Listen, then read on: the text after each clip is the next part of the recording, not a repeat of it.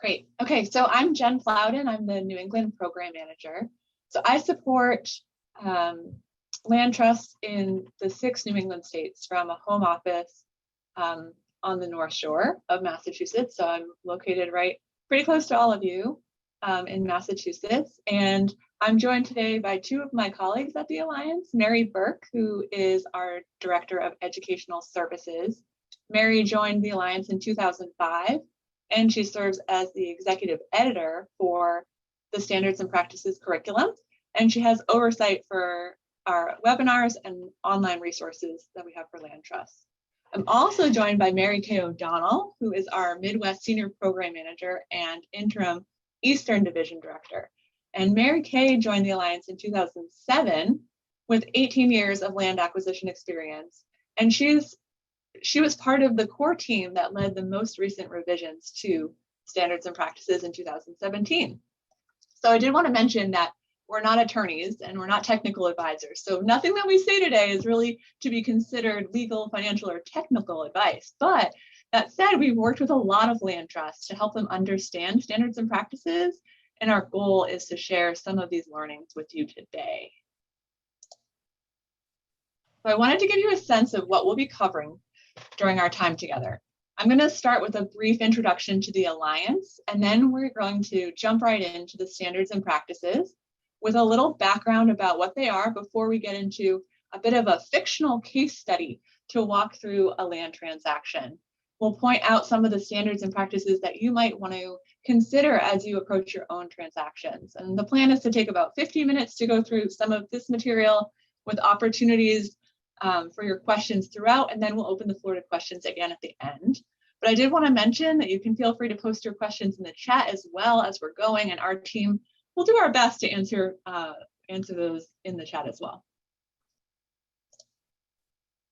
At the Alliance, we believe that land is the answer to many of the pressing challenges facing our communities. And the role of the Alliance is really to strengthen land conservation across the country. We were founded 40 years ago and represent over 950 land trusts, 265 of which are in New England and 80 are in Massachusetts. So go Massachusetts. So this includes small, all volunteer, regional, statewide, and national groups. And of course, the needs of these groups can be very different, as is the type of support we might provide. But our goal is really the same. It's to help you protect more land, build your organization's capacity, defend the land trust community from threats, and elevate land conservation as a priority nationwide. So I wanted to give you a couple of examples of what that really means. We have a government relations team that works to expand funding for land conservation. We also defend the federal tax incentives for private land conservation and ensure that those tools remain workable and viable for land trusts.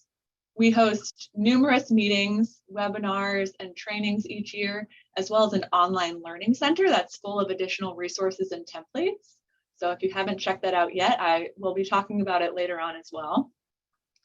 And we're also launching a communications campaign next month to elevate the relevance of conservation across the country. And we'll have resources that you can use to promote the work that you're doing at your land trust.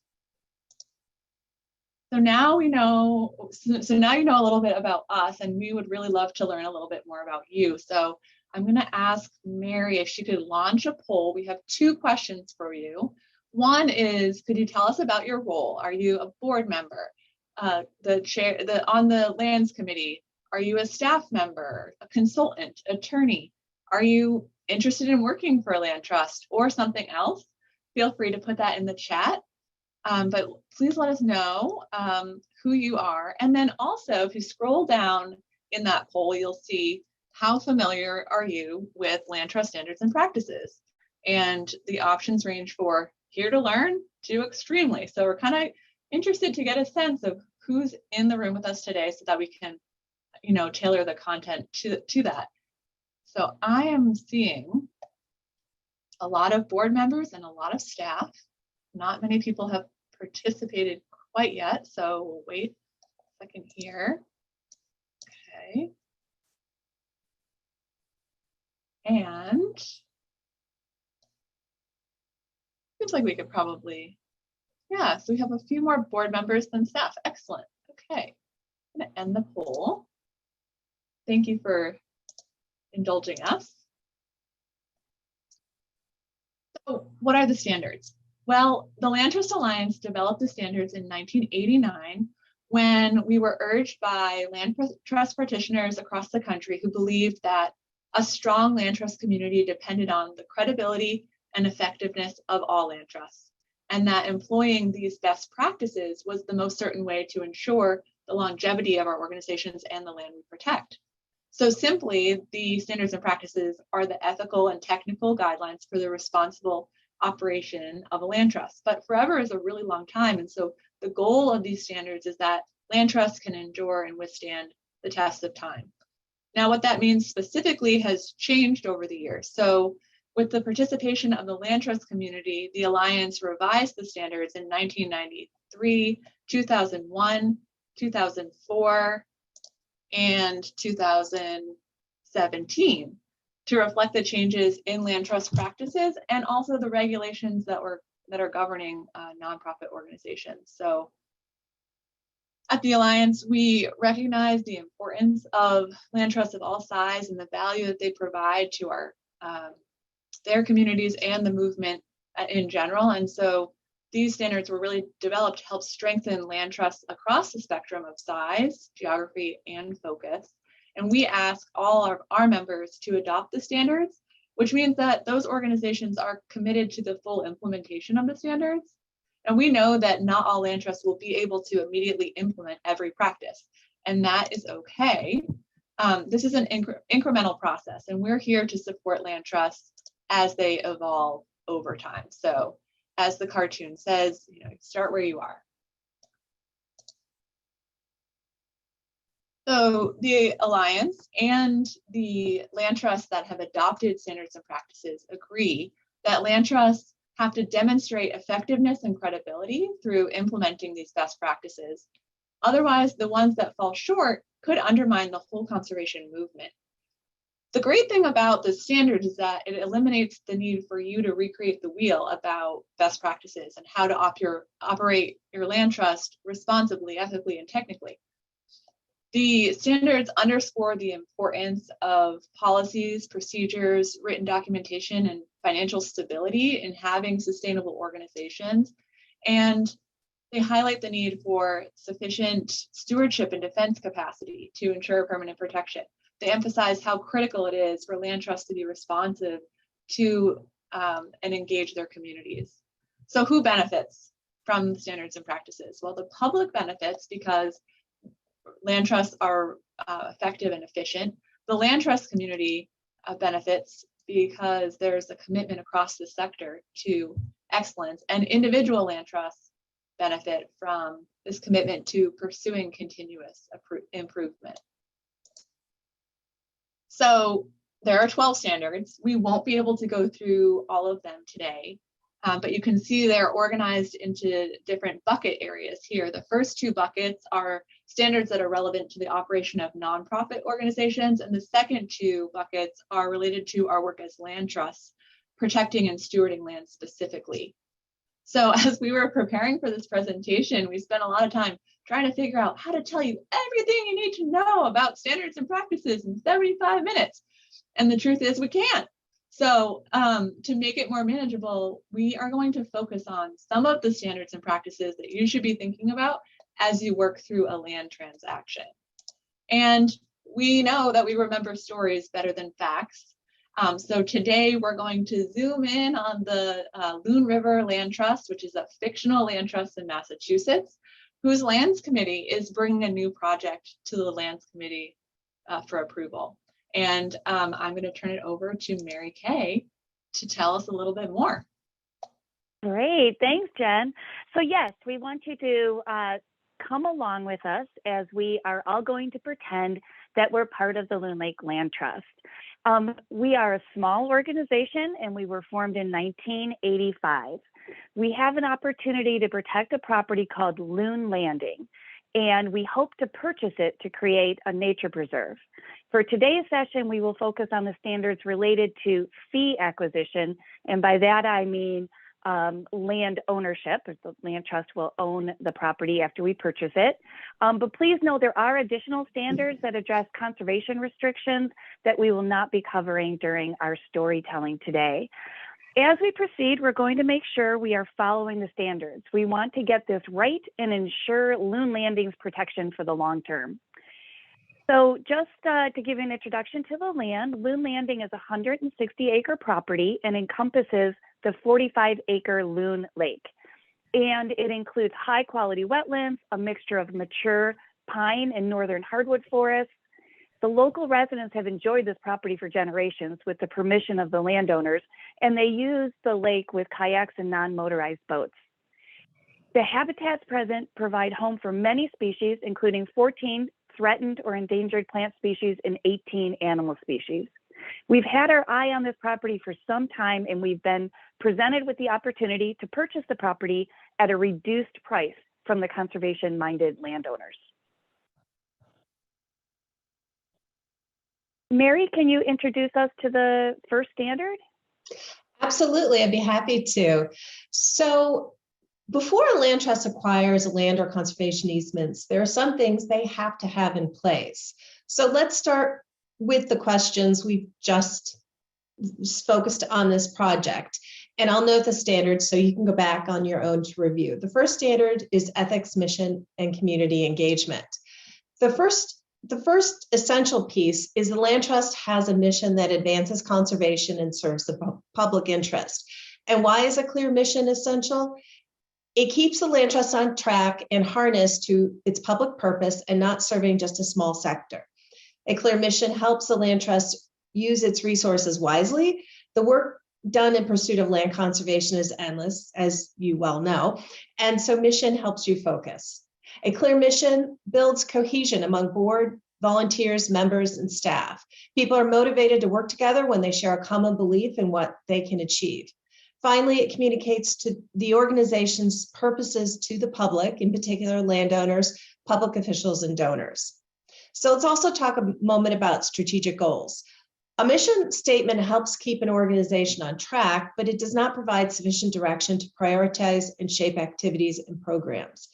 Strategic goals do that. They are the principal outcomes the land trust is working toward, together with the general methods it will use to achieve them. In a typical planning process, the board, with the help of key stakeholders, develops a common vision of what it wants to achieve consistent with its mission. Then it establishes long-term goals to achieve the vision and the activities it will accomplish, that it will accomplish the goals.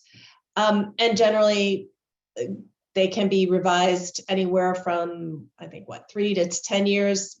5 is usually a pretty common point where people look at it. So let's also talk a moment about a community engagement. And that asks you if you have taken time to learn what different segments of your community want and need from conservation and your work.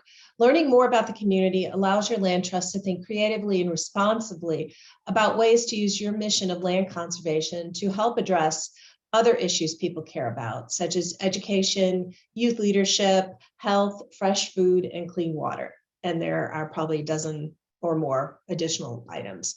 But it's also about building broad and deep support for your conservation work. Great.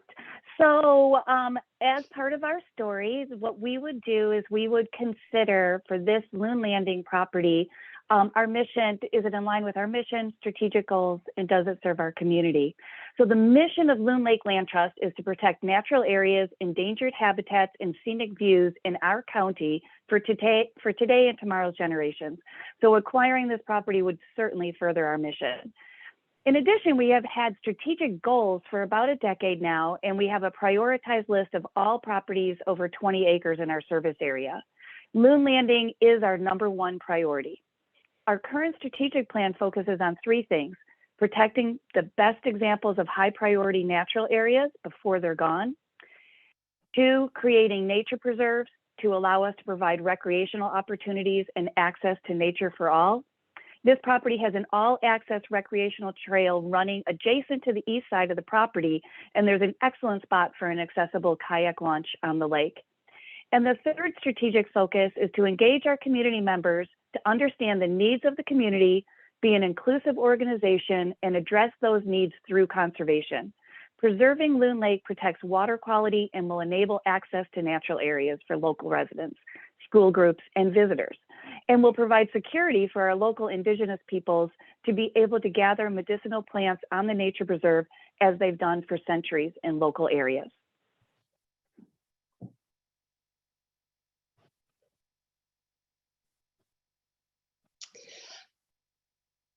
Okay, so we have dived right into the project, but here we should take a pause and realize that there are a lot of things, other things a land trust needs to have in place before it takes on land projects. Those could be processes and procedures for making sure you are following the law, following the highest ethical standards, and so forth. We won't cover, as Jen said earlier, we won't cover everything here today. We don't have time. We will just take a few moments to discuss the board's role in making sure the land trust is ready to take on land projects. So we come to standard 3, board accountability. And I think this slide says it all. And the standard is really about leadership. We all know leaders are important. Land trust boards are the organization's leaders. It has the ultimate responsibility for its operations and fiscal management. Board responsibilities include oversight of finances, fundraising, administration, programs, long-range planning, staff and volunteers, and public relations. The board sets the mission and strategic direction of the organization and establishes the governing policies that guide its work. What the board does will look different in different land trusts depending upon the land trust age, size, personnel, capacity, and culture. I'm sure my work as board chair of the State Land Trust of Maryland that has a staff of 10 and 1,100 easements, but no fee properties, is different than the work of an all-volunteer land trust board chair with 3 preserves, 10 easements, and again, still different from the chair of the board of the Nature Conservancy and don't have no clue on what their holdings are now. But you can see there is a diversity here, but we all share common responsibilities. So to make sure your board is able to lead effectively, you need to have the right number of people with a diverse set of skills. You meet regularly, take minutes of your discussions. The board oversees the land trust finances so that there is money for transactions and ongoing care of the property. The board ultimately needs to approve all land transactions. So they need to know about the project specifically and your land trust work generally. We will go in more detail about board approvals later in the presentation, but first let's look a little more closely at the board's role in overseeing the land trust finances, because as you know, strong finances make conservation possible. So as I've become immersed in land trust work, the more I've come to appreciate the board's role in financial oversight. It's tough because very few of us, myself included, got into land conservation to study financial statements. To be honest, when I started reading financial statements, I found them confusing and very intimidating. I stuck with it because they told my land trust story. They told it in a different way than any brochure could.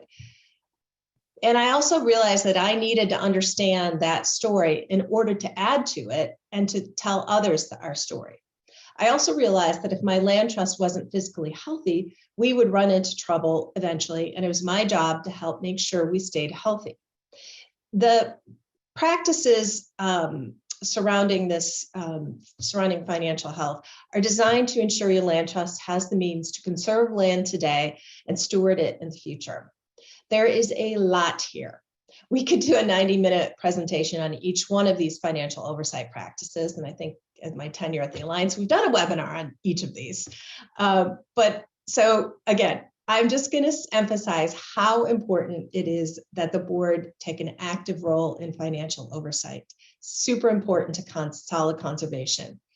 And we also have a lot of resources on the Land Trust Alliance Learning Center to help you manage your finances, because we recognize that this is an area that again, as I said before, people don't generally go into land conservation to study spreadsheets. So we're going to help you with that. We will show you how to find those resources at the end of the presentation. So to summarize, The board approves an annual budget, secures enough funding to run your organization, periodically reviews your financial statements to make sure you're sticking to your budget. At the end of the year, secure an external evaluation of your financials, that is an audit, review, or compilation, depending upon the size of your organization. Finally, it's your responsibility to make sure you have prudent policies for investing and using funds that you've worked so hard to obtain. Back to you, MaryKay. Thanks. So one of the things that Mary mentioned that is a responsibility of the board is to approve all land transactions. Just to be clear, just to be clear, the standard requires the board to approve the transactions, but we do not prescribe how that happens. How the board looks at and approves transactions varies from land trust to land trust. Some land trusts have a phased approach with preliminary approval and then approvals as you go along as new phases of the project come. Some land trusts have a final approval before closing. A lot of it depends on staff or the ability of your committee. The important thing to know is that your board has to approve the projects, and that they have to be provided with enough information that they can make that decision with proper information in front of them. Also, you want to make sure that the information you provide to the board is done adequately in advance of the meeting. A standard that is normal in nonprofit boards would be at least 10 days ahead of time. And so we want to take a look at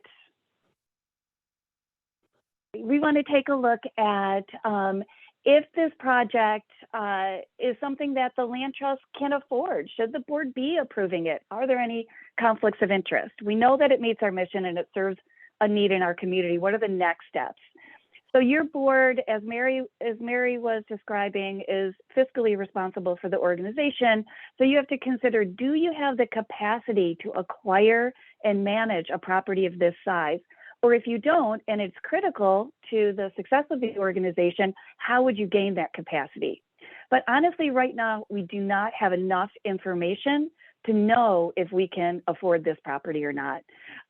So we need to continue to evaluate both the acquisition and stewardship funding, and we will send this back to the committee or back to our staff for further research. In addition, one of the things that we know that the board wants to look at from a financial standpoint is that the property is owned by a family trust. This property has been in the family for several generations, and these are willing, conservation-minded sellers. They will sell to us at a 50% bargain sale, and there is a very likely opportunity for both public funding and private fundraising. But again, we don't quite have enough information yet. The other thing that we have to consider as we go along is that we do have one board member on our board that is part of the family trust. That indicates an insider to the transaction and that there is a conflict of interest. Mary, would you like to describe that a little bit more? Sure. Do you want to go to the next slide, Jen? Okay, so we take conflicts of interest very seriously. So, sorry, I just lost my place here for a moment. So conflicts of interest happen. They happen from time to time, and that's okay. No one expects there not to be conflicts, only that we manage these conflicts. So that's why we pay attention to standard 4C on transactions with insiders. So please make sure you have a conflict of interest policy and document. I will repeat that. Pay particular attention when doing a land deal with staff member, board member, large donor, or other person who may have an influence over the decision-making of the organization. And oh, by the way, it includes their relatives too. The conflicted person must leave the room for the discussion and recuse themselves from voting on the matter. So as I mentioned before, I'm a board chair. And what's nice for me on these policies like this is that when I need to ask someone to do something a little bit awkward, I can simply point to the policy and ask my fellow board member to leave the room for discussion. It feels much less personal when I say, oh, I'm just following our policies. So it's important you don't cut corners and follow all of your standard acquisition policies and procedures. Be sure to order an independent appraisal to justify purchase or sales price. Remember, if you are a board member, you are responsible for using your land trust assets wisely. And the last thing you want is your local newspaper to have an article claiming you paid more than fair market value for a property owned by a board member or a major donor. And not to mention, you really don't want to draw the attention of the IRS. So back to you, MaryKay. Actually, oops, I'm still up. Excuse me. So we talked again about the conflict of interest policy, but now also let's talk a moment about funding stewardship. It's important to have a plan for how you will care for the land and defend it. So what does that mean?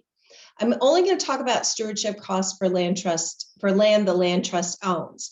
Figuring out easement costs, I'll refer you to the Learning Center and Practice 11A.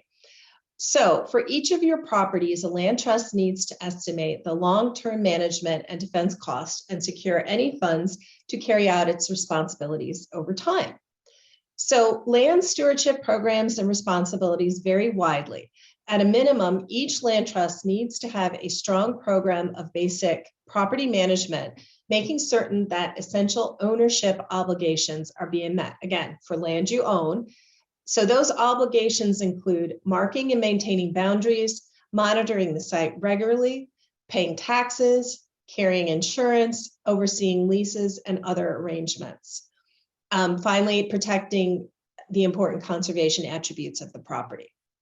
So ideally, the land trust should secure those funds or ensure that it has a steady source of operating income to cover these costs, along with an emergency fund it can tap if there's a significant problem on the land. How you manage those funds is up to your land trust and will depend upon the number of properties you own and how your financial systems are set up. Some land trusts combine their stewardship and defense funds while others keep them separate. There's advantages and disadvantages to each approach, and the board should thoughtfully consider each of them. So here are a couple of tools, handy tools to help you your land trust to calculate costs. It's really, really important to make sure you have a good idea of costs and not just kind of guess. And I just wanted to point out there are simpler calculators, or you can make your own. These are just two that are handy and I wanted you to know about.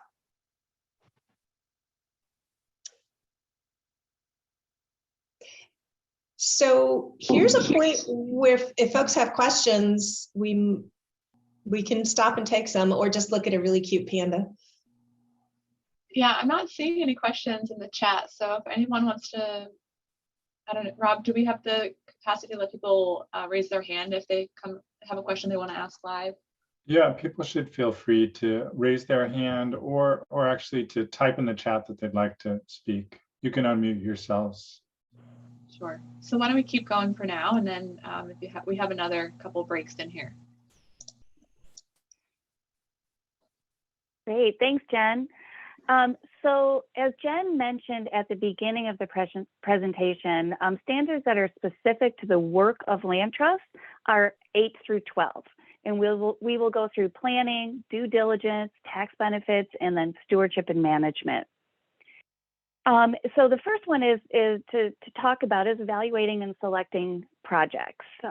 Just know that a project that furthers the mission is one step in the evaluation of a property, but often isn't enough to help the board decide if this is a project they should pursue, because mission statements are notoriously broad enough to fit almost everything. So you do need to develop project selection criteria that will guide the board and staff in decision making, and this will ensure fairness, equity, and that you're meeting your mission as effectively as you can. In addition, criteria are also handy for saying no. as much as for deciding when to say yes. Thanks, Jen. So again, returning to our loon landing project. The sedge wren is a state endangered bird and has been seen on this property. It is perfect habitat. The wren is in trouble in our state, and that trouble is due to the loss of habitat. Not only does this property obviously meet our mission, but also our project selection criteria prioritize large acreages of contiguous natural land, protecting habitat for threatened and endangered species, protecting water quality, protecting parcels of land located in our county, and enabling universal access. Furthermore, when we completed our strategic conservation plan, this particular parcel of land was considered to be the top conservation target in our service area. So we've gone through different layers of making a decision about the property, mission, strategic goals, and now we've looked at our project selection criteria, and it does in fact meet those as well. Go ahead to the next slide. Thank you. One thing to know is that it is important for you to be on the property and visually inspect the property at some point before your acquisition. For most land trusts, you're probably going to be visiting the property on several occasions. While you're there, you want to identify and document any of the conservation values. You want to document how that property meets your project selection criteria, so you can describe that to your board members. And you want to document these site visits with dates, photos, and notes. A lot of people will have a standard form that they fill out for every project evaluation that they look at. So let's go ahead and continue our story to thinking about whether loon landing would be appropriate for us to protect. So again, the importance of a site visit is that it will reveal things that you may not be able to see from a photo or read about in a title report or hear about from the landowner. You really have to get on the land to get to know the land, to evaluate and document the conservation values. I always call this the "what are we protecting this land for" list. A land trust usually makes, again, several site visits before the acquisition, sometimes at different seasons, sometimes focusing on different things with each visit. In addition, when we need to do something like habitat restoration, we also want to see not just this property, but what might be happening on neighboring properties. For example, if you look at this map here of our loon landing property, you notice that there's a commercial cranberry operation next door. How might that affect the protection of Loon Lake and Loon Landing? And there's a water control structure. Who has control of that? What does that mean? What does that mean for varying lake levels and the habitat for our sedge wren? So you want to document not only what's there, but potential problems that you might see or opportunities. For example, identifying the future canoe landing and accessible kayak launch. Let's go ahead and move on to, once you've decided this is a property that is appropriate for your organization to acquire, you need to go through due diligence. There is a saying in real estate that you want to do this with all the diligence that is due, and you'll have several steps to go through to make sure there's not going to be any problems with your acquisition and ownership of the property. So one thing to know in the standards, this is very important. Every single acquisition and transaction needs to have legal review. Sometimes you'll also need other technical expertise to come in, and you will know whether you need a forester's expertise or perhaps someone with biological knowledge, real estate knowledge. So this standard just tells us make sure the attorney is looking at every part of your transaction. The second thing is that it's very tempting if we want to make sure that your land trust never gives individualized legal, financial, or tax advice. Landowners, because we're on the same side trying to protect the property long-term and for perpetuity, landowners often look to the land trust for advice, but you cannot give specific or individualized legal, financial, or tax advice to your landowners. You can, however, give them general information, and you want to do that. You especially want to give that general information about taxes and other legal obligations to the landowners' attorneys and financial advisors, because many advisors are not familiar with conservation acquisitions. We also suggest that you put in writing that they will, that you recommend that they seek their own independent advice. The next due diligence item is that every acquisition should have an evaluation for hazardous materials. I will say that there's lots and lots of information on this, and it can get quite technical, so we're not going to spend time on it today other than to note its importance. Let's go ahead and move on to determining your property boundaries. This is another due diligence item. You have to know where your boundaries are, and this means both the legal description but also on the ground. This will prevent problems down the line, and you will have to trust other land trust that this is going to prevent problems for you.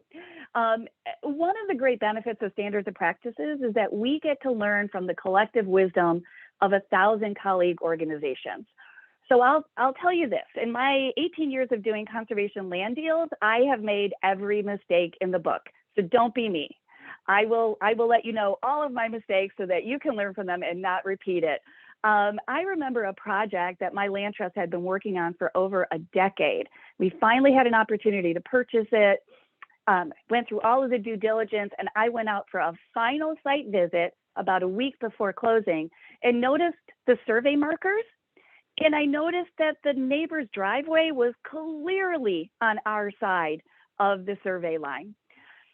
Thankfully, we were able to work that out. But if we'd waited until after closing to find those boundaries, or we never addressed the encroachment, it might not have worked out as well as it did. So again, don't be me. Find those boundaries. Also, there is a lot of confusion. Getting a survey is not a requirement of standards and practices. Knowing where your boundaries are is the standard. So you can use the landowners or previous surveys to go out and find those corners and find the lines.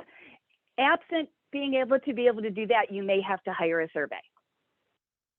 Let's go ahead and take a look again, return back to our project. So do we have any due diligence items of worry yet? So our staff and our attorney reviewed the legal description. We compared that to the survey that the landowner had, and almost all was good. The staff and volunteers from the Land Protection Committee spent a few days finding the boundaries of the property and only had one concern other than mosquitoes and ticks, in that they couldn't find the northeast corner marker and they were not able to determine the northern boundary. So we hired a surveyor to survey and mark that line, and we'll walk that line before we close. One of my favorite topics to talk about is due diligence around title. Reviewing title is like really reading a really great detective novel. Title is the story of the land. You want to review title early in the process, and if the project takes a long time, as so many of them do, you want to update that periodically, and you always want to update title before closing. So why would that be important? So let's say a landowner has granted an access easement to a neighbor, but the neighbor has not yet built that driveway or road. A physical examination of the property is not going to help you. You go out for your site visit, you don't see a road, you don't even know that one could be there. So the reviewing title is very important. There are a lot of other title issues, such as, are you negotiating with the right people? Will does the title report have the name of the people you think own the property? Have mineral rights been severed? Are there encumbrances which would affect the ownership or your ability to protect your property? Are there utility easements and mortgages? It gets really fun when you are evaluating title. Let's go ahead and go to the next slide. So there are many different forms of title and title review and title reports. And this can vary region to region across the country. Some areas will have an attorney's abstract of title. Some land trusts will order a title report, which gives you information. In other places, you might order a title insurance commitment, which not only gives you information, but gives you a commitment to have title insurance when you acquire the property. You don't just order title, you actually have to review it and have your attorney review it as well. This is a really good activity for somebody that loves details, because you just have to dive in and make sure that you are understanding all of the provisions there. And on our next slide, we just have a comic, as a little comic relief, and it says, we got a great buy on the apartment, but unfortunately it didn't include the mineral rights. So if you forget why to order title, just remember that cartoon. So again, returning to our story about acquiring Loon Landing, are there any title issues? Well, if you think back to that map, that the overhead photograph that we had, we noted that there was a lack of access to the property from the south. And that's where we're planning on building the kayak and canoe launch. So we definitely want public access from the south. So what we did is we worked to secure a contract to purchase the land to the south to create access. And that will be able to be used by the public. We also noticed, our purchase contract was with 5 cousins that were individuals, but the cousins actually didn't own it as individuals. They were trustees of a family trust. So our purchase and sale agreement would not be valid. So we had to re-execute the contract because we all wanted to purchase the property, and that new contract listed the correct ownership. Really, really good to find this out early in the process instead of when you're headed to closing. So do we have any questions about this part of due diligence or anything else? MaryKay, there was a question in the chat about whether we were going to be able to, folks were going to be able to share the recording with others. And Rob did let us know that the recordings are reserved for registrants, at least for the next 2 months, and they're evaluating a longer term video library option, but they'll keep folks posted via e-news. And then Mary did also let folks know that the Alliance is offering a webinar on an introduction to land trust work for board members on June 9th. So if you're interested, you can look there. But otherwise, I'm not seeing any questions. Jen, I'm just wondering if we might circle back to the person who was interested in seeing that slide. I don't know if she had more questions about the that. Stewardship calculators. Yeah, I wondered if she actually had questions about the stewardship calculators. Patricia, if you have some questions about the stewardship calculator, I can go back to it really quickly and let us know if you have a specific. Oh, we got covered a lot of ground. Wait, I must have missed it. Did I miss it? Nope. No, keep going. Goodness. Almost there. There we go. So there's a defense reserves calculator on the Land Trust Alliance. Oh, okay, great. And the Nature Conservancy also has one. Okay, great. Thanks, Rob. So Mary, are those links when people get the PDF? Are those links to lead them there? Yeah. Yes, those are live links. I think they're actually live. Sorry. I think they're to the Learning Center, but I think, yeah, they're to the Learning Center. Great. Okay. It may be worth noting too, folks, those slides are already available for download on the conference portal. Kind of just at the bottom of the description of this session, you can find the session presentation. I know Jen thought there are a couple typos in it, but it is there. We'll be uploading a new one shortly after the presentation today. Anyway, so Let's see. MaryKay. Okay. And this is actually one of Mary Burke and my favorite topics is record keeping. It keeps us on our toes. The standard is that you develop and follow a record keeping policy and procedures. You want to make sure that everybody in the organization knows what those procedures are. The record keeping policy would go through things like who has access, where are you storing, what are you keeping, how are you keeping them.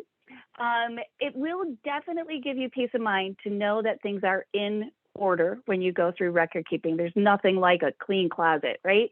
And also it's important to know that the institutional knowledge of your land trust is going to be able to be transferred on because your records are in order. It's also important for the defense of your properties and your conservation restrictions. We all know from watching TV, as Jen said, we're not attorneys, but I watch a lot of attorneys shows on TV, and I know that you can't bring hearsay evidence into court. However, how would you as a forever organization be able to get into court an aerial photograph that shows that person's house wasn't on your nature preserve, or that road didn't in fact exist in 1950? How are you going to be able to do that when the person who created those documents is no longer at your land trust? Well, thankfully, there is an exception to the hearsay rule for records, and that is for records kept in the ordinary course of doing business. However, you are going to need a record keeping policy, you're going to need procedures, you're going to have to be able to show that they've been followed, and a track record of keeping those records in the fashion that you described. And in that case, you will be more successful in being able to put into evidence in court documents that somebody else created. So the next thing that we want to talk about from a due diligence standpoint is when you are purchasing land or conservation easements, you need to get an independent appraisal by a qualified appraiser. This will substantiate that you are not paying over appraised value. Mary talked about that a little earlier. Regularly paying more than appraised value could jeopardize your 501c3 charitable status. There are certainly occasions where it is important that there are reasons why you might pay more than appraised value, but those should be rare circumstances. When that circumstances arise, make sure you document and explain why it is in your files that you went ahead and paid more than appraised value and why that was okay. So appraisals can kind of get concerning for us. We start talking about appraisals and eyes start glazing over, and so I just wanted to take a moment and pause, like Mary did earlier, just relax. There are two times when your land trust needs to be concerned about the appraisal. The first is when you are purchasing the land, you have to order and review your appraisal to make sure that you are not purchasing it for more than appraised value. The second time you're concerned about an appraisal is when the landowner is making a donation and they are going to claim a federal income tax deduction. They will get the appraisal. You will review their appraisal before signing the Form 8283 that substantiates that they made a charitable contribution. Now, in our case with Loon Landing, it's going to be a bargain sale where we purchase it for a value below the fair market value, and the landowners are going to make a donation of the balance. So we really need an appraisal for both reasons there. We could order ours, they could order theirs, or we could hire the same appraiser so long as the appraiser, one, is independent, and two, make sure that the appraisal is written for both parties and for both purposes of substantiating the value and substantiating the donation. Okay, so what about our Loon Landing property? We have an insider to the sale, so we have to make sure we document everything. So we definitely want that appraisal on the record. We not only ordered the appraisal, but we reviewed it, and we have a list of items for you to review on the appraisal. We do not expect the Land Trust Alliance and Land Trust Standards and Practices do not expect land trusts to become appraisers, but there are certain elements that you can look at to say, is this here, is this present, is this correct? And that's what we mean by review. So the good news is the landowners have agreed to sell about for half of the value and donate the balance. And the really great news is this is really going to help us with fundraising, because when we go out to fundraise, we're already halfway there for the value of the property. Okay, so now we can kind of return to board approval. We're pretty far down the process. We've been through all of our due diligence. We know that anything that was a problem, we were able to cure.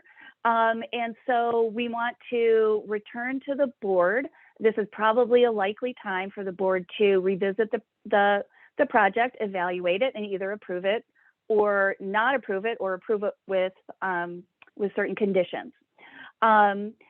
So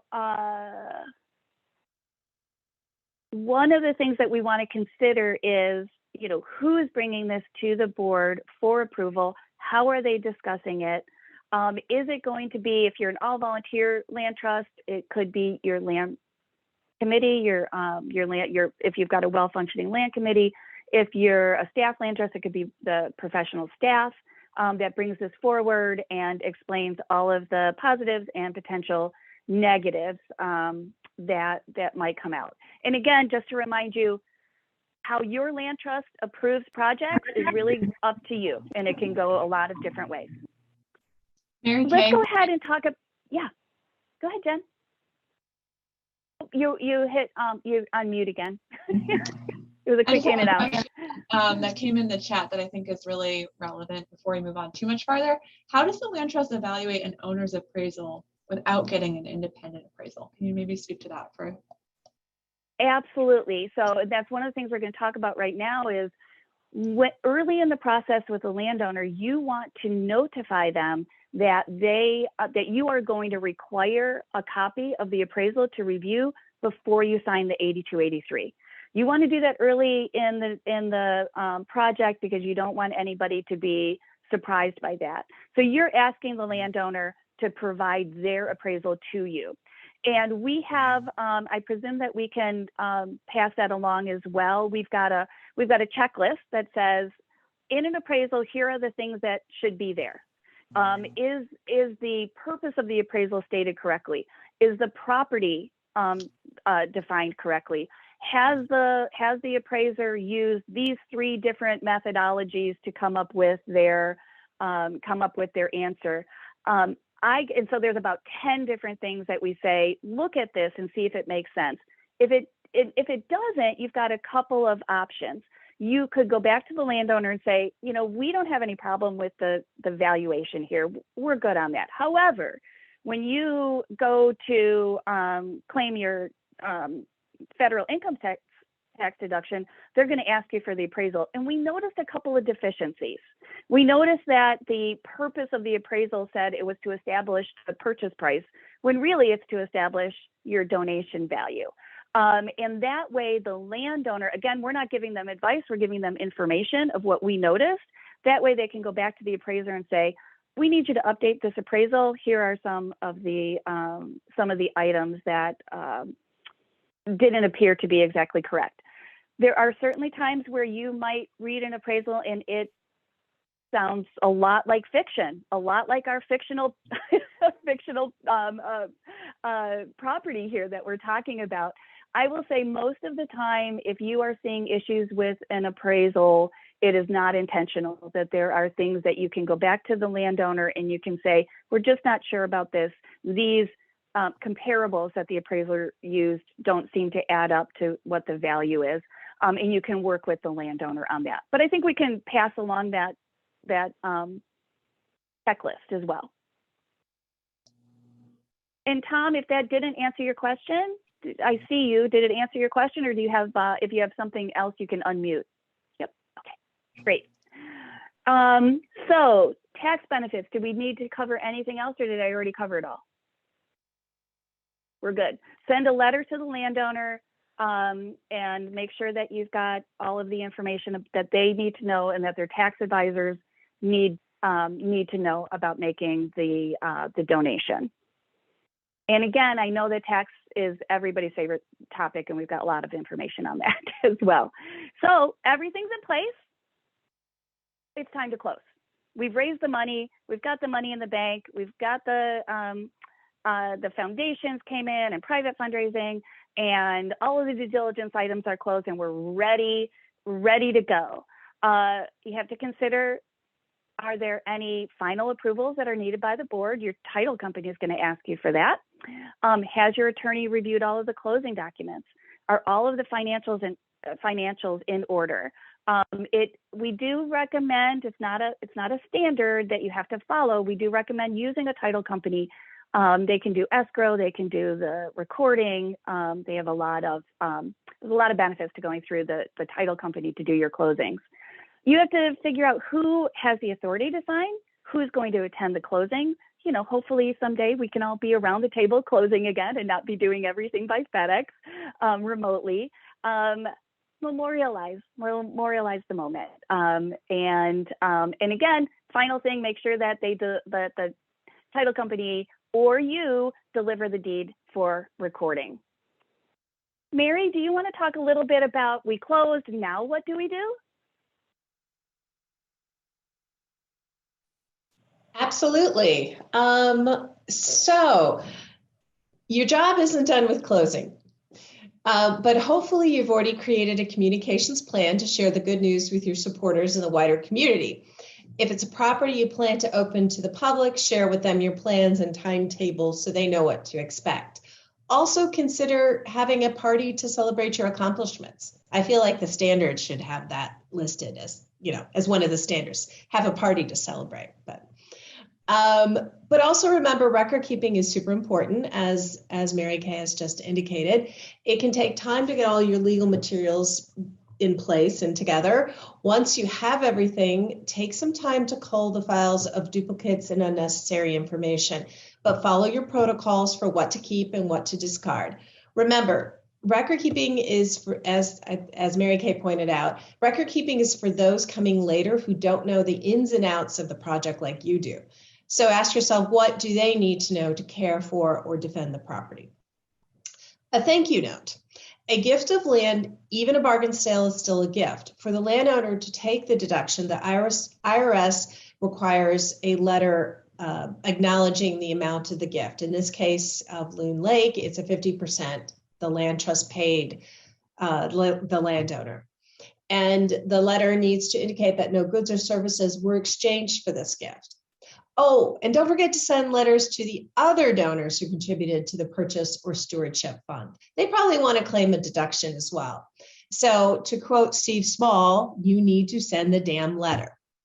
So another thing with a new land acquisition, it's super important to call your insurance broker to add the property to all appropriate insurance policies, general liability, property, and so forth. If you're a terra firma member, add the property to your list of parcels, and you can do that on the terra firma website. Finally comes the fun part, figuring out what you are going to do with the property. So I'll let MaryKay talk about drafting the management plan. Sure, and we are almost done with our slides, so be thinking about those questions. We're going to go to questions next. Actually, your organization will have had some sense of what the plans for the property are going to be before the final board approval and closing. But formally, you need to develop a land management plan within 12 months of closing for every property that you hold. Management plans can vary from land trust to land trust and property to property. Some nature preserves will require a lot of restoration, development for public access, invasive species control. Others may not. So the plan's complexity should match the complexity of the project and your plans.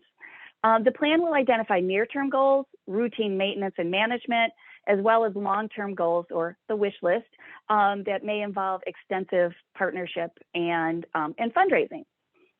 And the last thing I want to mention about the fee land management after the fact, is that as land trusts are moving to ensure they're providing benefits for their entire communities, you are encouraged to allow public access as appropriate. Census showed us that 80% of land trusts allow public access, and that in 2020 alone, 16.7 million people visited land trust properties across the country. So at that, I think I'm so sorry. One last thing. I missed one slide, and that is you want to make sure that you are looking at and inspecting your properties at least once a year. A lot of times you're going to be out there all the time, but at least once a year, have a formal inspection where you write down any potential issues, how you are addressing those issues, and what you want to do is make sure that you're promptly documenting that inspection. So get it in your records. So plans for the future to end our storytelling on Loon Landing. Yay, we acquired it. We held a series of community meetings that are helping us to craft a management plan. We're going to connect the public access, all access trail that was adjacent to the property to this property. And after we fundraise, we're going to create an accessible kayak and canoe launch. And we have volunteers lined up for invasive species removal. I think we are ready to go. Yeah, so we have, before we get to questions really quickly, I just want to tell everyone about the Learning Center. We have a lot of guidance available about the standards and practices on the Learning Center with examples, checklists, templates, and that is available to all Alliance member staff, board members, and volunteers. Really quickly, I wanted to show you how to get that information. So you can see right here in the upper right-hand corner, there's a login button. Then you can browse the digital library, choose browse the digital library, and you can actually find information organized by standard and practice, which is really helpful. So we have a lot of resources, sample documents. You don't have to recreate the wheel, as I mentioned earlier. We have a checklist for transactions that we've developed to help ensure that your land and easement acquisitions are meeting the standards and practices. We also have a document that you can use to assess your organization and an online course to get started with that. I think I have that highlighted.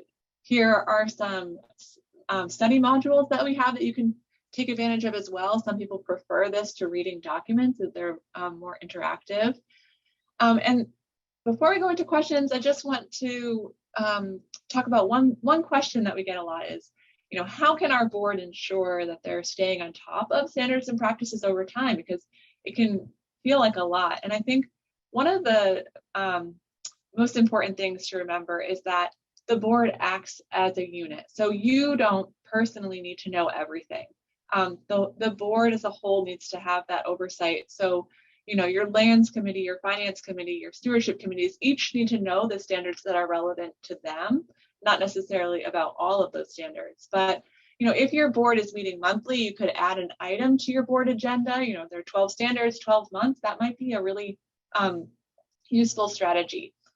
You could also create an ad hoc committee to focus on this. And then some land trusts use the self-assessments to tackle each bucket kind of annually. So you might do the governance assessment this year and then take on, the stewardship bucket another year. It's not a race. So we just encourage you to sort of think about what would be a sustainable approach for your organization. And with that, we have time for questions. And in the slides, you'll also have our contact information. So I just want to let you know that if you have more questions or looking for something and can't find it, please feel free to reach out to me and or Mary and MaryKay. But I'm going to actually stop this screen share now so we can see folks if they want to turn their videos on, or you can still put your question in the chat, but we're happy to answer any questions that have come up for you. I know it's a lot of material, so. MaryKay, I put the link for the practical pointer appraisal checklist. Is that what you were referring to? So the link is in the chat. I also put a link to find the land trust census if you're curious. There's also a section on Find a Land Trust that was completely revamped. If you haven't sent a pretty photo of your land trust, please go ahead and send it to us. Otherwise, you get kind of like a standard photo, and you really want a nice photo.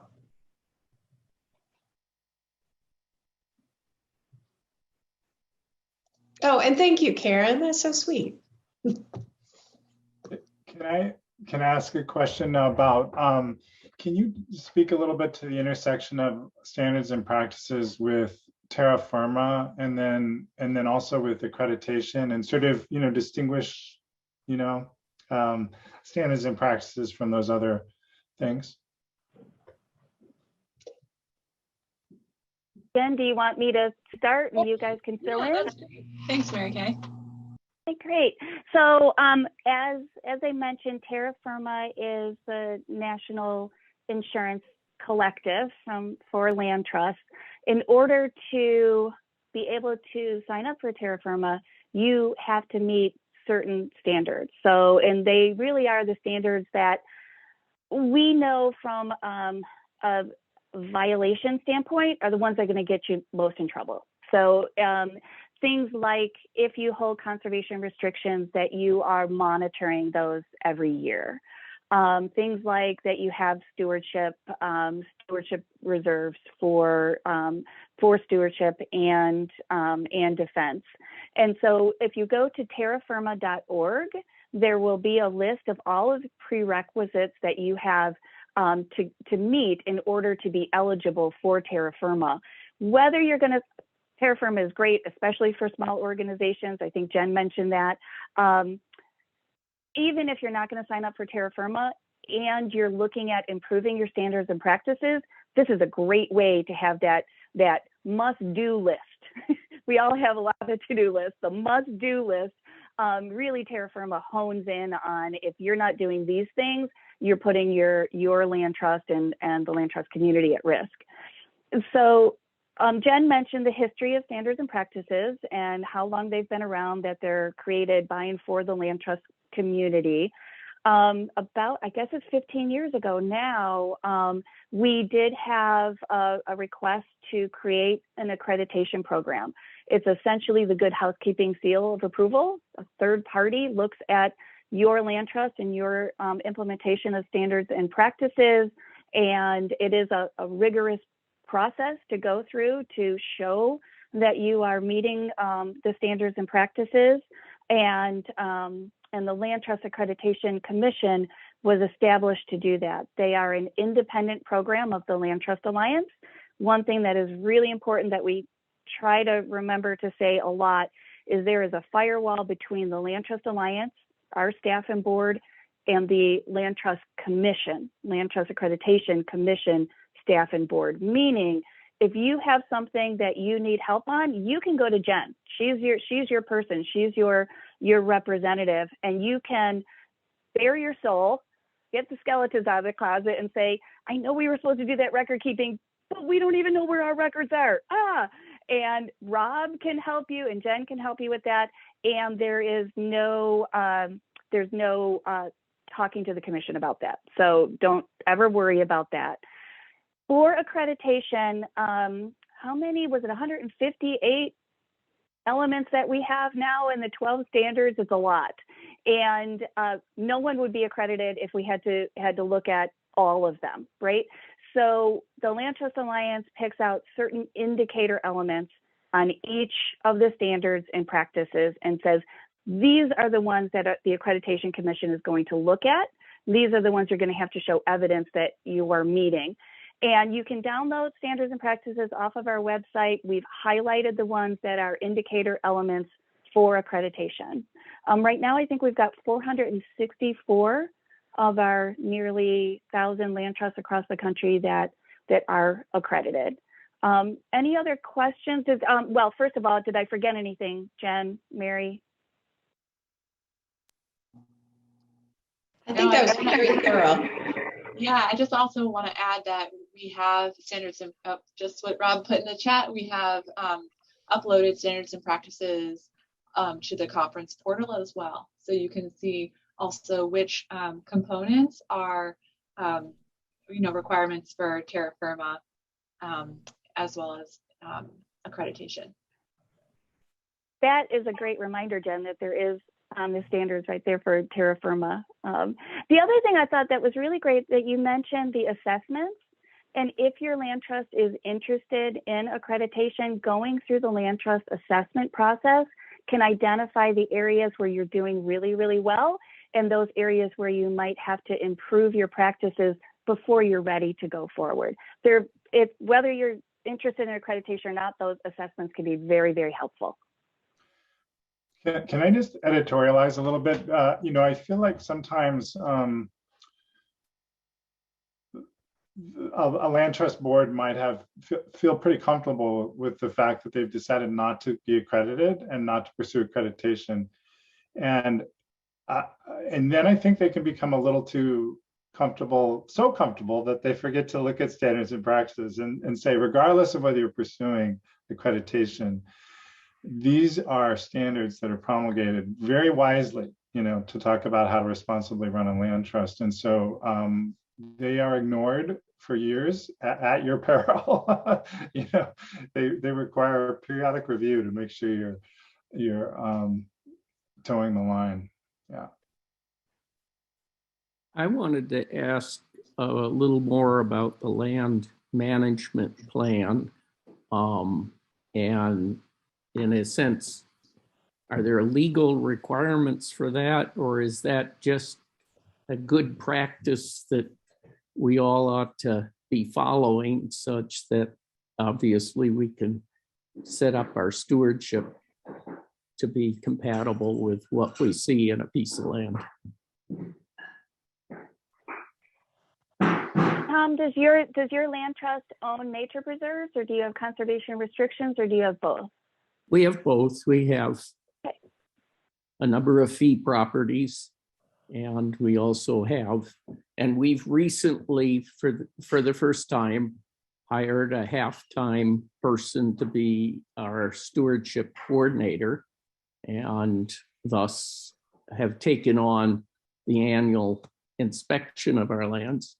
And I can comment again that having signed up for landscape as a piece of software, that's really made that whole effort visible and easier for the person doing it.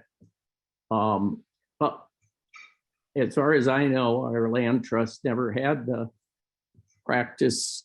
It's acquired lots of land, but it's never had the practice of setting up land management plans. So that's something for the land management plans, and Mary, correct me if I'm wrong, Mary has developed all of the curriculum guides and is our standards and practices guru, so I'll start, but correct me if I'm wrong. The land management plans are not a legal requirement. They are there to help guide the land trust when you're making decisions about, we are all capacity challenged, right? You never have enough capacity. So it helps the board and staff to make those decisions of, no, we were going to do this on the land. Oh, but we want to build a bridge. But this year we need to do the invasive species control. Next year we can build the bridge. So that's helping. So it gives you, it's really just a way to help you. There really aren't any legal requirements for that. Thank you. Right. And I would just also emphasize it also helps identify risks. So one of the things, and MaryKay mentioned terra firma, paying attention to risks is something we like to encourage land trusts to pay attention to, because those can be the challenges that can really make your life miserable or have even worse consequences. So definitely. And just to make sure that we're not leaving anyone confused, when you have a conservation restriction, it is a legal requirement to have a baseline documentation report, and you do need to make sure you're monitoring every year. So that's the difference. And Jen mentioned standards and practices. There's a lot that are aspirational, and a lot that are definitive, and some that you're always going to be striving to meet. Some that are legal, some that go beyond beyond the legality. But Tom, thanks so much for asking that question. We've actually reached the ending point, so this might be a good breaking point, but I really appreciate the presentation, and it's so great that you provided your contact information for follow-up questions that folks may have. So thanks for joining us.